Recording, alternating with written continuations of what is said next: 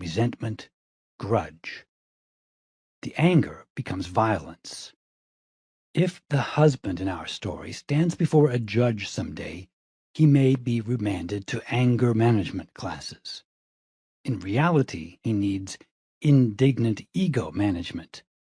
That ego is the originator of domestic violence. Many of us can easily tell when an ego has been aroused in others. We might feel intimidated by a sudden rage coming at us. We might be turned off by what seems like a pathetic attempt at looking important. We might smile or roll our eyes at the obviousness of attention grabbing. We can refuse to act on intimidation and take a stand in a way that invites dialogue, that is, connection, whenever possible. Arrogant or attention-getting behavior that before looked pathetic to us can begin to come across as pitiable. We do not roll our eyes, but see with Buddha's eyes, the ones that behold the pathos of human postures and longings, in order to hold them with compassion. Hitting the ego level in a person we're trying to communicate with at home or work can be like digging in the earth and suddenly having our shovel strike rock. We can't pierce through it, only dig around it. Thus, we can't try to reason with someone once ego has arrived on the scene. We may not even be able to point out an alternative to her view or explain what we meant. In trying to work out a conflict, once ego enters the fray, our chances for resolution are seriously jeopardized. Our safest practice is to let egotistical people save face as long as that does not cause more damage.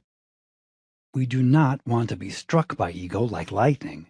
We want to conduct ego like a lightning rod. Everything humans do, no matter how ego-driven, is a bid for love. A grandiose, entitled ego says, "I don't need anyone, and everyone has to fulfill my needs." Our response can be one of love nonetheless. When we come from a compassionate stance, we realize the pain an egotist feels in maintaining her inflation. Our letting go of reacting to ego with ego is not just a technique, but a move into a new state of being. It is contact with unitive consciousness, the realm of our being that is beyond ego. This is how compassionate responses toward egotism in others help us become more aware of our true purpose in life, loving kindness toward all beings. When the grandiose ego comes at us, we do not disintegrate. We notice it, not arguing with it, but simply getting out of the way. We won't be so afraid of ego once we see it as a disability. We will have compassion for it, and our healthy self-esteem will not permit us to be victimized by it. In a close relationship, life can become an experience of constantly walking on eggshells when an egotist is so highly sensitive that explosions keep happening. Then we should ask what we're up to by staying there. I have to plan how to present this so her ego does not erupt. It will not be an acceptable style for an adult who wants safe and secure bonding. Walking on eggshells is fear and fear increasing. We are less likely to protect ourselves from the lashes of ego when we are needy. We become willing to pay any price, such as humiliation or loss of freedom, for the sake of maintaining a bond. Our boundaries and self-respect diminish. We put up with an egotistical style because the egotist is providing something important to us.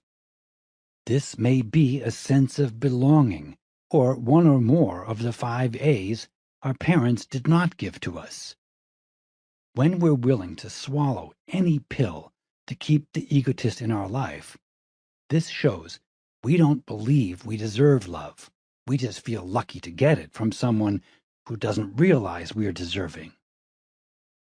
The following are dares that can arouse a defensive ego. How dare you question, disagree with me, or doubt my judgment? How dare you tell me I am wrong? How dare you make it seem that I need your help? How dare you show me a better way? How dare you make me feel left out, not noticed, not entitled to the 5 A's? How dare you choose someone else over me? How dare you not acknowledge my importance? How dare you catch me doing wrong? How dare you show me up, especially in front of others? How dare you have more than me, be more successful, have more going for you? How dare you make me feel what I have tried so hard to hide? How dare you make me feel? Our best response to an egotist is not flight, fight, or freeze. It is assertive self-advocacy, maintenance of safety, all mixed with loving kindness. In the case of abuse, we feel the loving kindness, but absent ourselves from the relationship. We thereby send the message, when you act like that, people, I, won't want to be with you. Perhaps an ego-soaked person might thereby someday get the message. Finally, ego arousal is subjective. The guy being roasted or ribbed by his buddies might not react with an indignant ego. But if a stranger says something in any way insulting, a strong ego reaction follows. So it's often not the words, but who speaks them, or the context that matters. Here's a personal example of the subjective nature of ego. I arrived at our neighborhood cafe earlier than my friend. I placed my jacket on a chair at an empty table. My friend arrived and we went to the counter to order. When I returned to the table, another guy was sitting at it and my jacket was at the table next to it.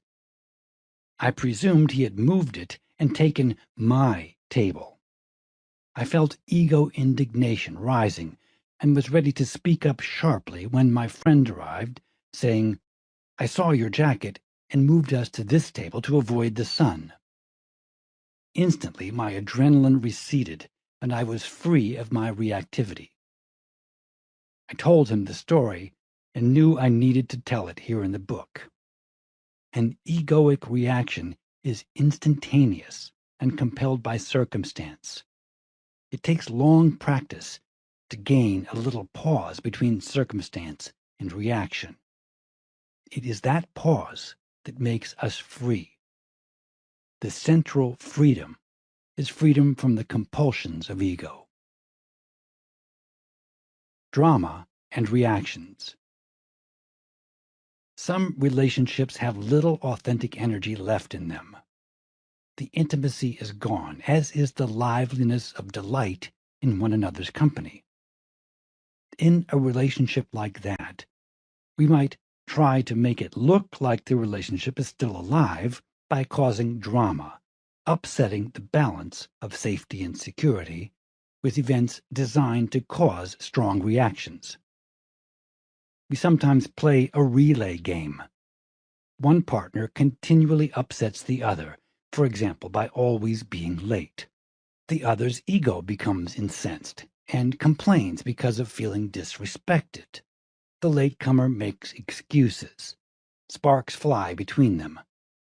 The relay of misbehavior by one partner and frustration in the other stirs up adrenaline and gives the false impression that the relationship is really hot, truly viable. Both are then protected from ever seeing the shambles that the relationship is.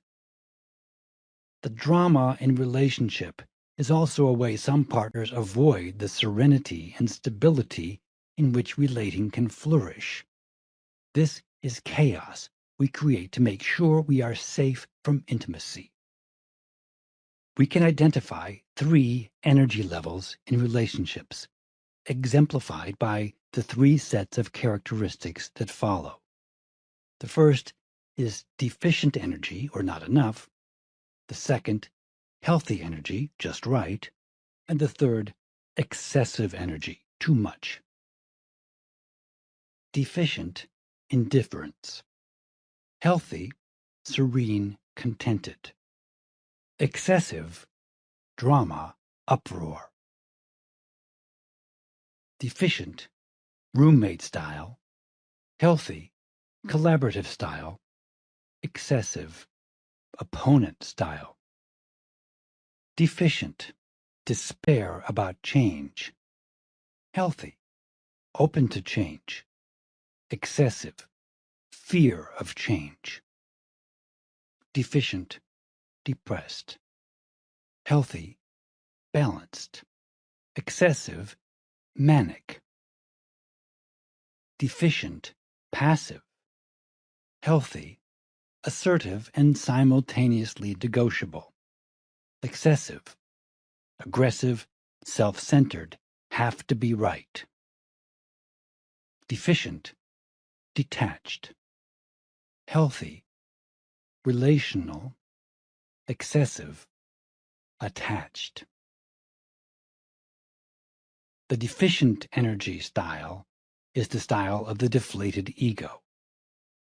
Healthy energy is the style of the appropriate ego. And excessive energy is often the style of the inflated ego. As we move our focus from the drama to the space around it, we become more drawn to the space. In comes wisdom and serenity, the gifts of equanimity. Certain people can easily arouse a dramatic ego reaction in us. However, there are 2 other factors that may be at work.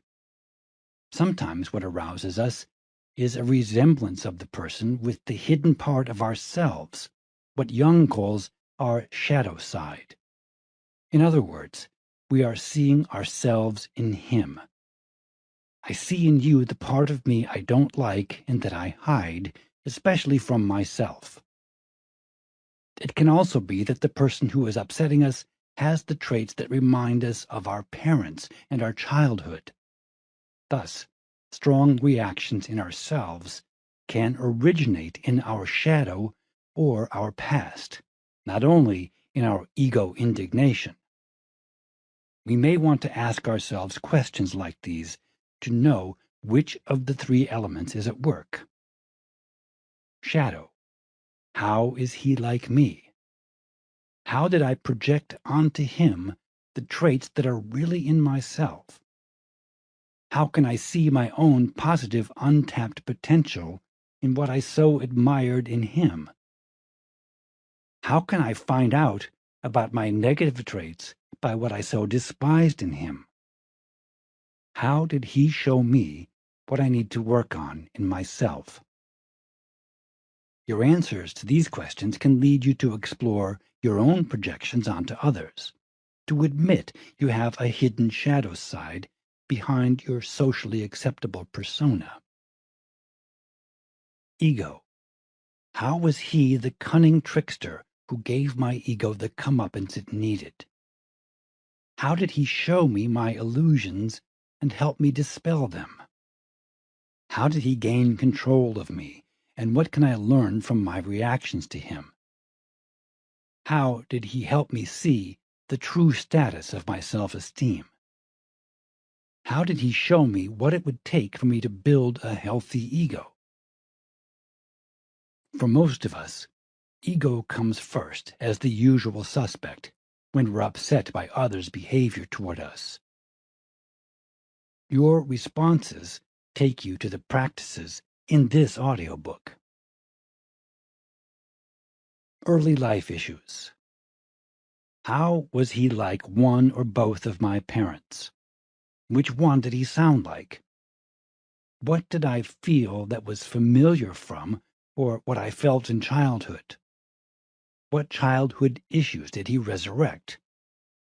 How did he show me what I missed out on in childhood? How did he show me the needs that were or were not fulfilled? How did he remind me about the trust element in my childhood relationships? How did he show me what trust is about now? How can I show compassion by making allowances for the past that shaped him? Your replies to these questions may lead you to grieve and let go of the unfinished business in your past. My audiobook, When the Past is Present, published by Audible, may be of help. Practice. Openness to communication. The inflated ego is a blinder and a binder. Most of us don't see our ego at all. We imagine we are indeed always right, indeed superior without commensurate accomplishments, indeed always entitled to special treatment. To let go of those illusions and see our ego in all its tattered vainglory means that we will welcome others' feedback about our ego-defending reactions. We will want anyone at all to catch our egotism red-handed and point it out, however subtle its machinations. This may take asking friends to be our let-go of ego sponsors. Finding such sponsors might not be super easy. To do this is an act of humility. We are saying yes to the given of our skill at self-deception, yes to the given of our limits in helping ourselves grow, yes to the given of our limits on helping ourselves love, yes to our need for assistance from sources visible and invisible. The reaction of an egotist to feedback may be defense, attack, or shut down, the very same as our reactions to fear, flight, fight, or freeze. A major challenge in letting go of ego is letting go of the fear of feedback. We seek instead to learn from criticism and are delighted to do so.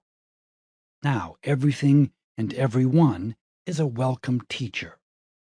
We are freeing ourselves from ego so we can be free to show the love inside us. How awesome that simultaneously this transition also shrinks our inflated ego so it can be more lovable. If receiving feedback is difficult for you, meditate on the following quotations. Then write a personal response in your journal, showing how you are or are not meeting the challenges that each quotation presents. The ancients were always so glad to hear of their mistakes. Zen Master Wu Zu. Even when you are clearly correct and others are mistaken, it is harmful to argue and defeat them.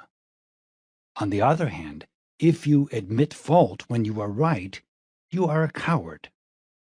It is best to step back, neither trying to correct others nor conceding to mistaken views.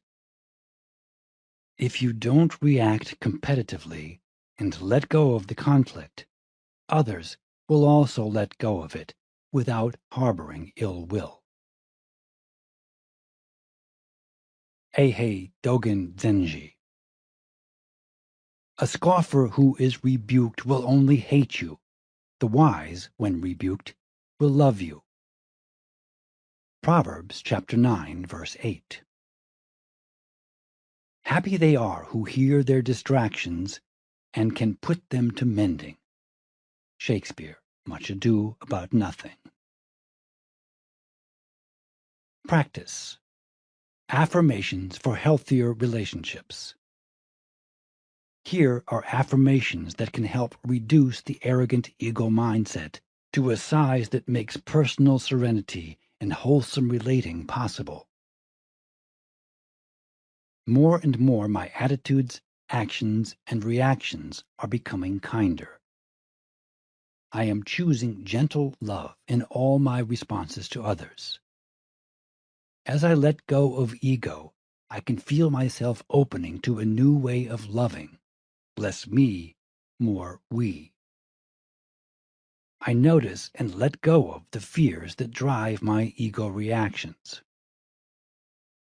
Rather than become defensive, I invite feedback that helps me see my ego reactions. I cease being defensive or aggressive. I let go of control and allow others to be who they are. I open to what happens rather than try so hard to make things come out my way. I receive appreciation with gratitude. I let go of insisting on it. I apologize when necessary and offer to make amends. I let go of having to be right, to win, to be on top. I forgive those who offend me. I let go of the need to get back at or get even with those who have hurt me.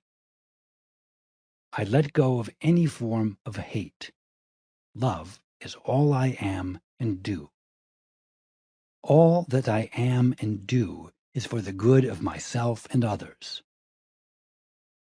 I am always looking for ways to be a true friend to everyone.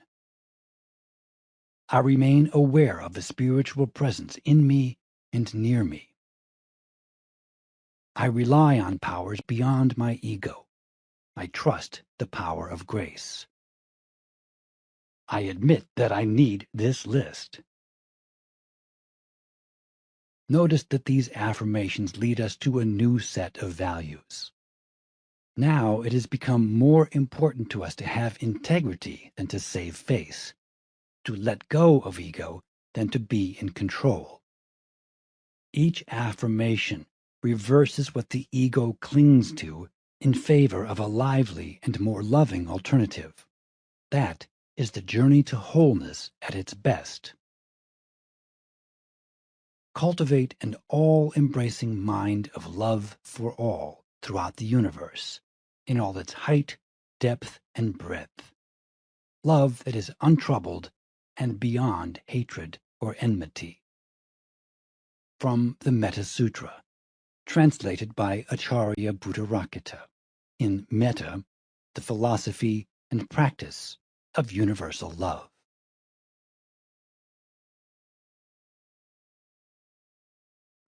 Chapter 6. Taming and Befriending Our Ego. Let's dedicate ourselves to what the Greeks said so many years ago, to tame the savageness of man and make gentle the life of this world. Robert Kennedy, speech following the assassination of Martin Luther King, Jr., April 4th, 1968. Taming ego, that is, letting go of egotism, takes more than just a change in attitude. It takes a spiritual awakening, akin to a religious conversion, as we often see happen in a 12-step program. Yet, I found this surprising statement in the driver's manual from the Department of Motor Vehicles. If a driver is coming toward you at night with his high beams on, you can signal him to lower them by flashing yours twice. If he does not respond, do not keep your high beams on in order to get back at him. When I read this, I chuckled to think that there was a way we could indeed let go of ego retaliation without any spiritual conversion at all. How do we advance on the ego's stronghold of self-centeredness, self-importantness, and entitlement? To tame an animal is not to subdue or break his spirit. It is to work with his energy so that his power can be displayed in appropriate and cooperative ways. It's not a matter of killing the wolf, but of turning him into an ally. To tame our own ego requires that we curb its grandiosity. The ego is like March, meant to come in like a lion and go out like a lamb. We defuse our ego energy so it can be transformed into self-esteem, the true purpose of having an ego. The threshold into letting go of an ego focus is noticing its patterns and maneuverings, so often unconscious. We do this as witnesses, not judges. Then, we become aware of the sad waste of energy that ego is expending. We feel compassion for our scared yet pompous ego. This is how we become ready to work on dismantling and upgrading our ego. We neutralize our unhealthy egotism in order to develop and cultivate a healthy, non-egotistical ego. Over the centuries, humans have developed an ego-centeredness that does not match the evolved needs of our world. Our modern, oversized, individualistic ego blocks love, caring connection, interpersonal harmony. We might say that we have an ego that's incompatible with the shape of our world. Our work on an interconnected planet is to unlink ourselves from every belief and habit that is self-serving or self-important. A style of interdependence is now necessary if we are to survive. Gaining power can't be all that we're about anymore. This doesn't mean that we give up maintaining boundaries, only that we soften them in the interests of sharing power. We tame ego when we are strong and interdependent simultaneously. We then gain access to a new psycho-spiritual DNA, one with truly universal features and planet survival skills. We were taught in psychology that separating and individuating is what it takes to develop. That is not enough anymore. We indeed want to grow into our unique selves, the only selves that can serve humanity, but the model of the individual heroic journey now has to be complemented by the model of committed service to a communal Earth journey. Our challenge now is a deconstruction of the ego we have become. This is how we can regain our full capacity to co-create an evolutionary future for our planet. This big deal struggle, this big deal self, this big deal other could all be lightened up considerably. To let go of our self-importance is how the warrior learns to love. Pema Chodron, The Places That Scare You. Neither seek nor avoid. Ego is the seat of craving and clinging. We keep filling ourselves with what we think will satisfy us, but it does not deliver as promised, so we keep looking for more. Our life is then a pursuit, not a journey. Our body is continually alerting us to what is desirable or repellent. We are continually moving toward one or away from the other. This erroneous style can be traced back to early life. A toddler soon learns that some food tastes good, that is, sweet, and other foods do not. He doesn't grasp the concept that foods from all the food groups are necessary for good health. Instead, he comes to believe it is the tastiness that matters. He therefore begins to have preferences. He picks and chooses, rather than eats the healthy foods his parents offer. He reaches for the sweets and pushes away the spinach. Thus begins a lifelong mistake about how we need to grow. We will keep grabbing what gives satisfaction and running from what might truly help us. This can apply to all our life choices, and to all that life pitches to us, curved or direct. Our continual relaying between seeking and avoidance reflects our unique preferences, so they give us a sense of a unique self. In fact, our sense of self may be just that. Psychological health means relating to what happens, rather than being possessed by grasping and fleeing. The sense of self that then results is our true nature, spacious, open, empty of fits and starts.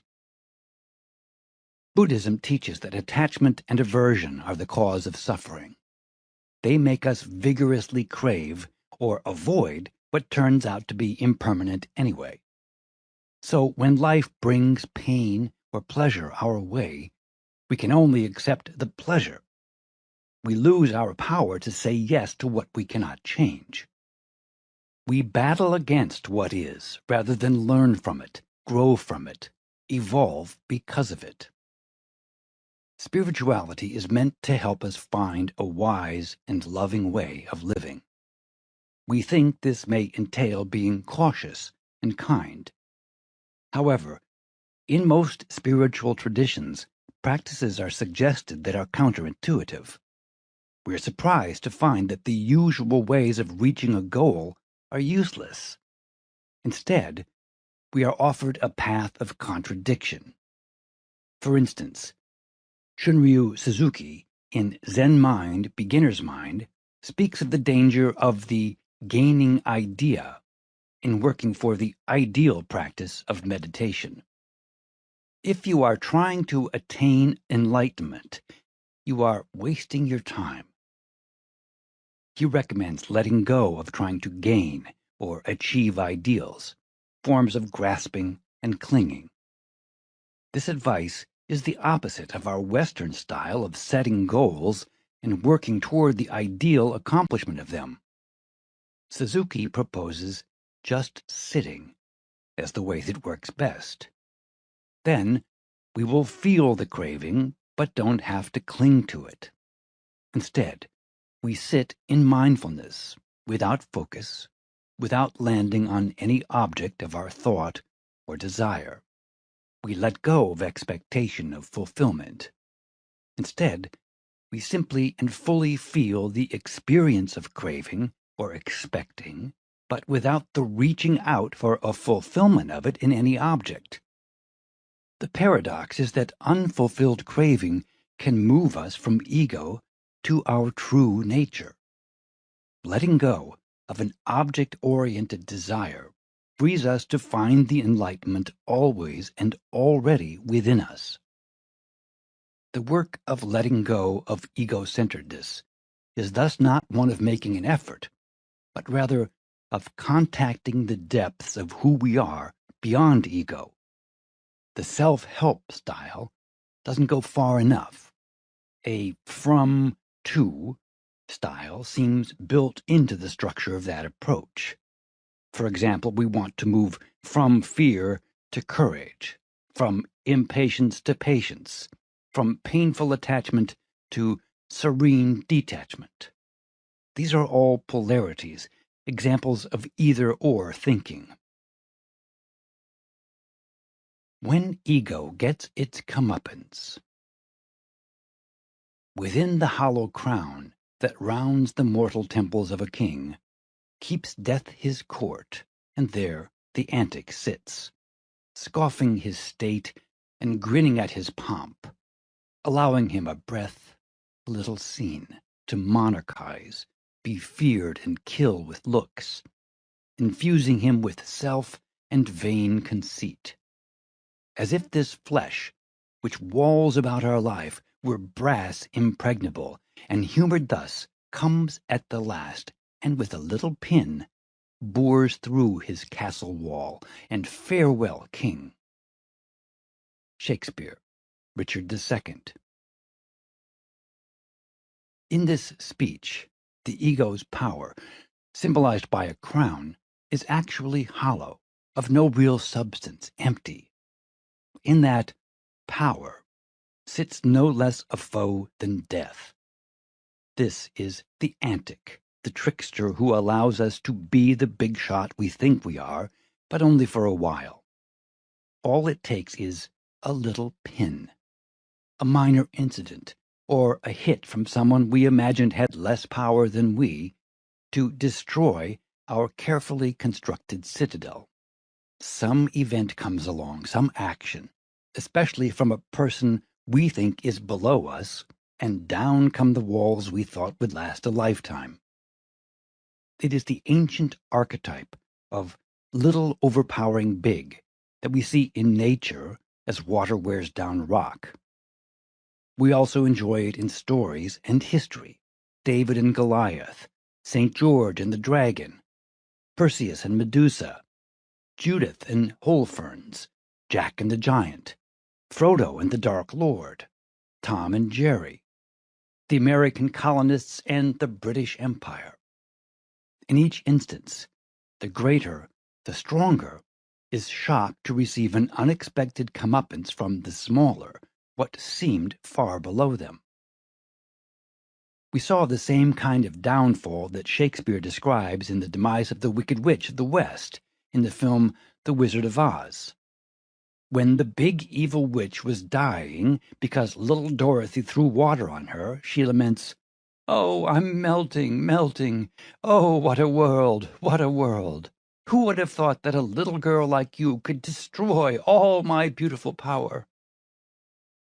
Even in its last gasp, the proud ego still claims that its tyranny is beautiful. If only she could have welcomed the melting and trusted it to lead her to the emergence of the true egoless self, the quality inside all of us that is love, loving, and loved. This is how tigers of fierceness turn into butter. We've been discussing ways we can let go of our ego-centeredness. Now we look at how the letting go might be forced on us by a crisis, as in the stories above of the king and of the witch. Crises can reduce ego and open new options. They are thus journey-oriented. In a crisis, ego gets a comeuppance, what can be a quick path to ego dismantling. A comeuppance is a wake-up call, a reality check, a Zen blow. We thought we were in full control, and suddenly we lost our job or our fortune. We thought we had full control of our partner, and suddenly we find that she's been involved with someone else and is leaving us for him. These are crises for our illusion-stuffed ego. But, wonderfully, they can be just what we need to let go of our entitlements and grandiosity, the central illusions. Comeuppance confronts us with the utter inadequacy of ego to get us out of trouble. Our scheming and cunning no longer get us anywhere. We thus learn from a crisis about the flimsy nature of ego control. We realize we're not all we were cracked up to be, that our story about our grandeur is more fantasy than reality. We can face our losses and grieve them. We turn for help to a spiritual practice and perhaps therapy. The hard knocks turn out to be our higher self at the door of a new way of living, one better aligned to reality, more humble about our limitations, no longer needing to be so rigidly caught in entitlement, more apt to relax and enjoy life. We have learned to say yes to what happens, just the word the ego found so hard to pronounce. Now we are ready to live in a new way. The fears that dogged us for so long fade in the brilliant light of freedom from the compulsions that fed them. The alternative to a crisis of ego is not fight, flight, or freeze, but a yes to what is moving toward us. It is fear that fuels fight, flight, freeze. Instead, in a comeuppance, we engage with our loss through grief and self-compassion. This is how we let go of control and find equanimity. Attachment builds ego because it is based on the illusion of permanence in a job or relationship, for example. Engagement reduces ego because it originates in an acceptance of the fact that change can happen at any time. However, the egotist who has been given a comeuppance now isolated in the desert of ego, may not head for the oasis of letting go. Instead, he may become more entrenched in the sands of entitlement. Entrenchment and control are not the energies of a journey. Likewise, when the ego gets a comeuppance in a relationship, it may seek to retaliate rather than read the handwriting on the wall and learn from it. How dare my partner leave me? I'll get her for this. Once the partner he thought was under his control no longer is, the rejected ego realizes, my feelings don't matter to her. My control over her is gone. She looks disengaged from me when I see her now. She has moved on and she doesn't care if I'm suffering or if I wind up alone. I have no influence on her anymore. This can lead to an intense desire for revenge and an increasing level of rancor. Instead of accepting its fate and learning from it, our ego inflates more than ever. We do not become converted to a more realistic way of life.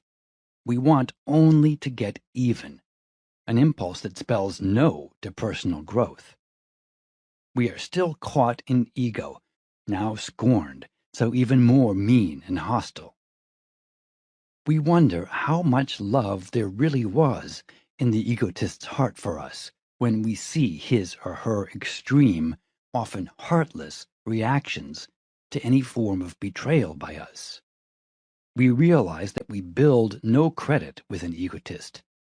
When we cross him or her, the reaction toward us wins no reduction of aggression based on our present bond or past kindnesses toward him or her. The healthy alternative for the egotist to betrayal is genuine grief and sincere attempts to work things out with us. Then, our infidelity serves as a wake-up call about how little control he or she had over us. This is the comeuppance that can help reduce an ego to human and humane size. And of course, we do have amends to make too. A big ego is a staunch, conscientious objector. It takes a firm stand against any form of nonviolence that might get in the way of its right to aggression and payback. We can find the sane and wholesome alternative to a vengeful reaction. This is a commitment to nonviolence. In Stride Toward Freedom, Martin Luther King Jr. outlined 6 principles of nonviolence in the face of social injustice. They apply exactly to letting go of ego when faced with a comeuppance. 1. We choose the nonviolent path from a position of strength and courage, not cowardice. It is a practice we engage in, putting all we are and have on the line for the sake of a world of justice, peace, and love. The opposite of ego's focus on self-protection with disregard for the well-being of others. 2. We do not seek to defeat or humiliate, but to win friendship and understanding, the creation of the beloved community. Work on letting go of our ego is not only for ourselves, but for the good of all of us, the opposite of ego's selfishness. 3. We are out to defeat injustice, including the injustice we ourselves have caused. With humility, we can admit the harm in our egotistical actions and look for ways to make amends so that loving kindness and fairness can result, the opposite of ego's entitlement. 4. We are willing to accept suffering without retaliation, the opposite of ego's favorite strategy. 5. We choose neither external violence nor internal violence of spirit. We refuse to hate. At the center of nonviolence stands the principle of love, the antidote to ego fear. 6. We hold the conviction that the universe is on the side of justice. We have deep faith in the future. We know that we are not alone, but have cosmic companionship, the opposite of reliance on ego effort and its denial of the power of grace, the greatest help we can be given. Nonviolence means causing no harm or injury. Instead, we look for ways to make peace in ourselves and in our relationships. A violent ego makes us forget our identity, our humanity, and our divinity. The 6 principles described by King reconnect us to those powers. This is not new. There have always been heroes who showed us an alternative to violence. We recall the words of Justin Martyr in the 2nd century. We who hated and killed one another and would not share our lives with certain people because of their ethnic differences from us, now live intimately with them. First Apologia 14. In India, a commitment to non-violence, ahimsa, was a prerequisite for those who wanted to practice yoga. The word yoga means yoke. In yogic practice, we are yoking our confused mind to the clarity of enlightenment. Thus, yoga is a discipline to outwit the ego, to step out of it, to be rescued from its talons. No one's ego is spared its comeuppance. Somewhere, somehow, it happens to all of us. A spiritually conscious way to handle it is by the virtue of humility. To be a votary of the almighty me is to be continually defending oneself against down-to-earth givens. We convince ourselves then that humility will mean becoming a doormat, even though it doesn't have to mean that. We equate humility with humiliation, even though we know it isn't that at all. We rationalize to protect our ego, but we're only protecting our fear of one bedrock reality. We are human, like everybody else, and now is the right time to acknowledge it. Becoming comfortable with reality, the humility that is free of the illusion on which ego thrives, is a key to happiness. This is because reality is nourishing while illusion depletes us. The Dalai Lama, in The Way to Freedom, wrote, "As pride and conceit diminish, the influence of the delusions slowly decreases.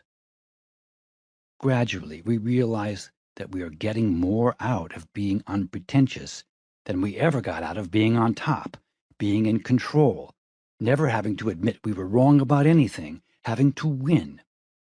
It is interesting, in the light of that last phrase, that the word in Tibetan for the egotistical style is nya gal, which literally translates as I, the winner. Humility is a commitment and loyalty to the truth about ourselves. That recognition is how we enter the paradox of our true greatness in smallness. It's not in superiority, but in equality. Not in self-centeredness, but in generosity. Not in control, but in letting go. Yes, I want my vanity stripped off and then tossed into the bonfire already stacked with fear, ignorance, and all my sad and desperate claims to supremacy. Ego is to be crucified and resurrected. Joseph Campbell, the hero with 1,000 faces. Practice. Shortcuts to letting go of ego. Follow the golden rule. Act toward others as you would want them to act toward you. Keep the needs of others in mind, especially in little ways, an antidote to selfishness. Find ways to maintain healthy self-esteem without showing off. It's okay to be a big shot, just don't act that way. Let go of ranking, especially of seeing yourself as above others. Acknowledge not knowing something or that you need support or help. Take feedback as useful information, not as criticism, even when it's meant that way. Welcome disagreement, because it leads to dialogue. Apologize when you know you've harmed or offended anyone. Make amends if necessary. Let go of attempts to control, dominate, or manipulate others. Give people leeway and make allowances for their errors rather than pointing out or picking up on every little thing they do that irks you. Cooperate rather than compete. Collaborate rather than have to show that you know best. In a group, give up having to take center stage. Trade in your own ego investment for the good of all concerned or for the accomplishment of the group goal. Work conflicts out with people when they're ready and willing to do so, rather than be resentful, put on a pout, snub people, or use the silent treatment, all forms of vindictiveness. Remain on high alert for the entry of ego into an interaction. The moment when you take what happened personally, become indignant, or interpret someone's word or action as a slight to your dignity. When someone's ego is aroused toward you, do not compete, but see the pain in his or her ego reaction and treat it with loving kindness. Don't hold a grudge against those who wrong you, even when they won't admit it, and stop telling the story of how they offended you. Look for ways to reconcile rather than retaliate. Do good to those who hate you. Pray for or wish enlightenment for those who have disappointed, betrayed, failed, or mistreated you.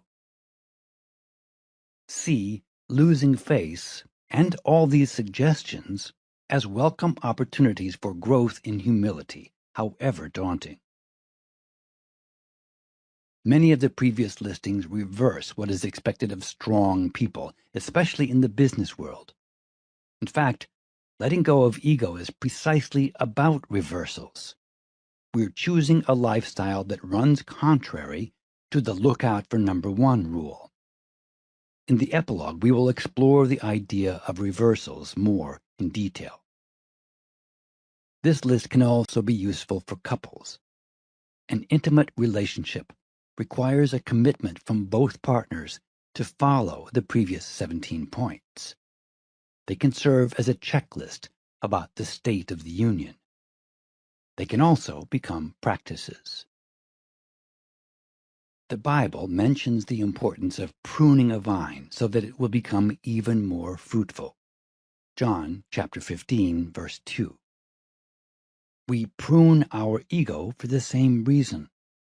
We want it to work for us and for our relationships, rather than choke us and them. The previous list gives examples of what we can prune: self-centeredness, a sense of superiority, entitlement, controlling behavior, vindictiveness, insistence on being right, believing we are above others, having to be the center of attention. Here's an example of pruning. A hate letter comes directly from the pen of vengeful egotism. In our indignation about how someone has wounded or betrayed us, we write and send a nasty letter. Some, or all of our word choices, come from our desire to hurt or disparage the other. An important practice in letting go of egotism is to read and reread any angry letter in order to edit out, prune, all evidence of ego, blame, put-downs, threats, accusation, recrimination, self-justification, or mean, hurtful comments. We write only of our feelings and grief, without crossing into the briar patch of hate or revenge. Indeed, the desire for retribution keeps us stuck in the thorns of ego. The desire for reconciliation and restoration grow from the garden of our true nature, where loving again is always possible. In all of this, How do we hold our own egotistical reactions with compassion while simultaneously making some necessary alterations in our attitudes and behavior? Here are some commitments that can help that happen. We admit it when our ego rears its head, and we welcome feedback from others about our ego reactions. We call ourselves on our ego poses and postures with a good-natured humor that finds something touching and amusing in them. Then, we're less likely to keep using them. We use our ego energy as a handy tool when appropriate, but without arrogance. We are thankful for the grace that helped us let go of ego-centeredness, even if it took the form of a hard-hitting comeuppance. We practice loving kindness toward all beings. All it takes is letting our ego step out of its fears, if even for a moment. We then open to letting go of our ego-centeredness in favor of establishing a caring connection, the goal of an ego that is folded in order to open. The time has come to release our grip on what has only worked to keep us afraid while slyly preserving our illusory sense that we are all that matters. Are we ready? Heaven doth with us as we with torches do, not light them for themselves. Shakespeare, Measure for Measure.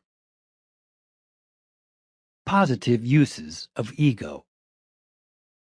Sometimes the egotistical style offers benefits, as we've heard in earlier chapters.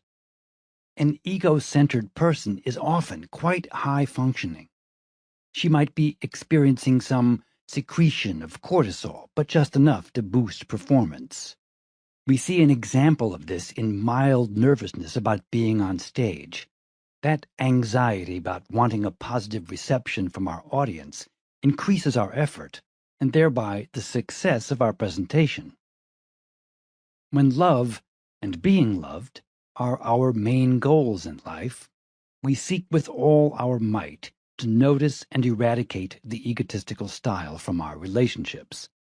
Yet we keep the boldness element of ego on hand for situations in which strong assertiveness is required.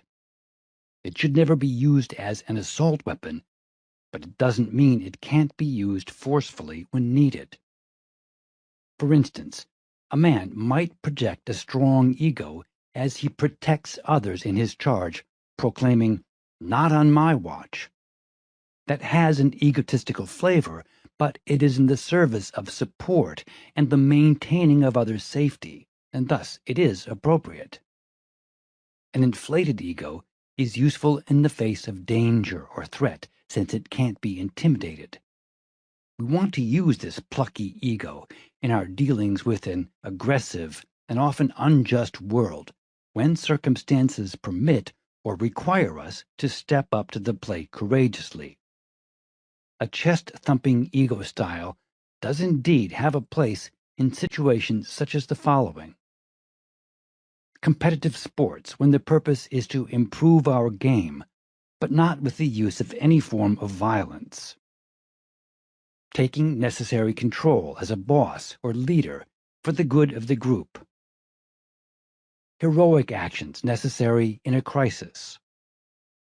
Standing up for someone, especially a child or a victim who cannot easily defend himself.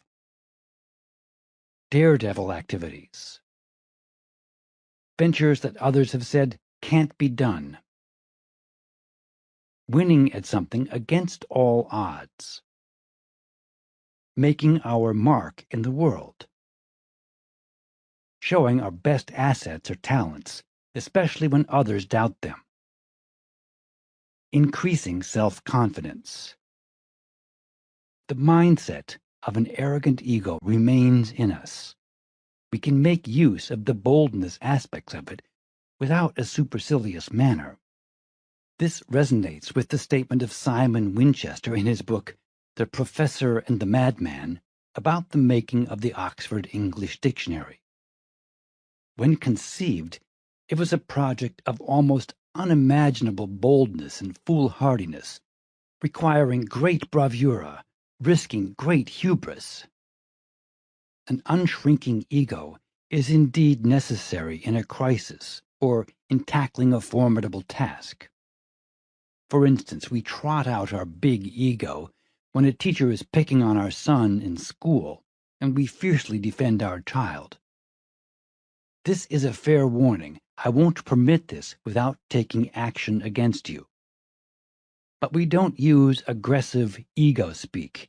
We don't say, "How can you be such a jerk as to pick on a child?" A strong display of ego, as in the descriptions you just heard, is always to be used as a theatrical way of making a point emphatically.